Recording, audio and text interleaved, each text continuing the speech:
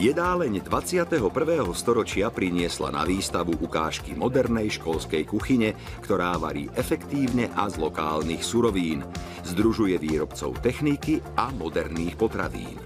Naši zkušení kuchaři ukazují i v těchto stísněných podmínkách, jak se dá během dne uvařit 21 jídel. Jsou to vlastně multifunkční technologická řešení, kdy vlastně za staré vybavení jídelny, za 4 stroje vám dneska stačí jeden, má mnohem nižší spotřebu, šetří tu práci tím, že tam je ta multifunkce, takže se odstraňuje i těžká dřina a vlastně tím se stává to povolání kuchařky školní jídelny mnohem atraktivnější. Zároveň chceme ukázat, že v konvektomatu se dá i vyprážet zdravě, bez oleje.